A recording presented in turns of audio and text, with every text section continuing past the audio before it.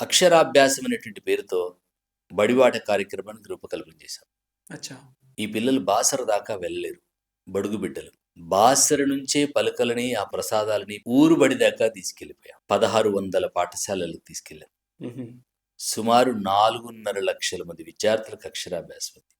ఆ అక్షరాభ్యాసంలో తల్లిదండ్రులను పిలవడం, గ్రామస్తులను పిలవడం, బడిలో ఎన్రోల్మెంట్ యొక్క అవసరం ఏంటో చెప్పడం, మా శక్తి వంచన మేరకు మా బిడ్డలను ఈ బడిలోనే చేర్పిస్తాం, మా బిడ్డలను చదివిపిస్తామని తల్లిదండ్రులతో ప్రమాణం చేయించడం, సశాస్త్రీయంగా వాళ్ళతో అక్షరాభ్యాసం చేయించడం, బడి యొక్క మౌలిక అవసరాలు ఏంటో పరిశీలన చేయడం కోసం, అక్షరాభ్యాసం చేసే పిల్లల్ని ఆశీర్వదించడం కోసం ఆ సమాజాన్ని అంతా రమ్మని వాళ్ళం.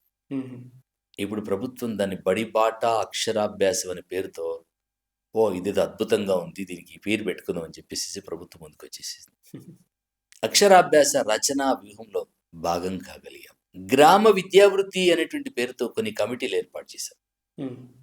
మా బడి మేమే కాపాడుకుంటాం, మేమే నిర్వహించుకుంటాం, మా బడి యొక్క మౌలికమైనటువంటి అవసరాలు వసతులకి మేమే బాధ్యత వహిస్తాం. ఇంటికి 100 బడికి చందా అనేటువంటి నినాదం తీసుకున్నారు. కోట్లాది రూపాయలు సేకరించారు గ్రామస్తులు రోజువారి కూలి పనిచేసే వాళ్ళ నుంచి మొదలుకుంటే ప్రవాస భారతీయుల వరకు కూడా వారు చదువుకున్నటువంటి బడి కోసం విరాళాలు ఇవ్వడానికి ముందుకొచ్చారు. అనేక పాఠశాలల్లో అడిషనల్ గా ల్యాండ్ కొన్నారు, వాష్రూమ్స్ కట్టుకున్నారు. దీన్ని స్ఫూర్తిగా తీసుకున్నటువంటి Mahbub Nagar collector Ronald Rose garu ఒక కలెక్టర్ అయ్యుండి అధికారికంగా ఇంటికి 100 బడికి చందా స్లోగన్ అనౌన్స్ చేశారు. 7.5 కోట్లు కలెక్ట్ చేశాడు. అనేక పాఠశాలలకి సైకిల్స్ ఇచ్చారు. అనేక పాఠశాలల్లో ఆడపిల్లలకి బాత్రూమ్లు నిర్మాణం చేశారు ఆ డబ్బుతో.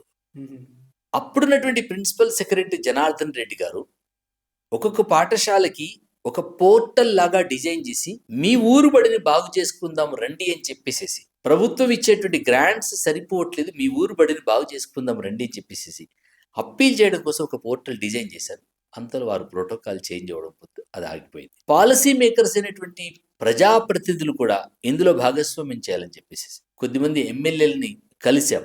మీ కాన్స్టిట్యూన్స్ లో ఉన్న బడులు బాగు చేయండి అని చెప్పేసి. వందే మాత్రం మన ఊరు మనబడి మన బాధ్యత అనేటువంటి పేరుతో తరగతి గదిలోనే దేశ భవిష్యత్తు నిర్మాణం అవుతుందని నినాదంతో పనిచేస్తున్నప్పుడు గత ప్రభుత్వం మన ఊరు మనబడి ఈ మొత్తం కాన్సెప్ట్ని అడాప్ట్ చేసుకుంది. 7,200 కోట్ల రూపాయలతో ప్రభుత్వ బడులను బలోపేతం చేయడం కోసం గత ప్రభుత్వం మన ఊరు మనబడి ఆ పథకాన్ని అద్భుతంగా లాంచ్ చేశారు.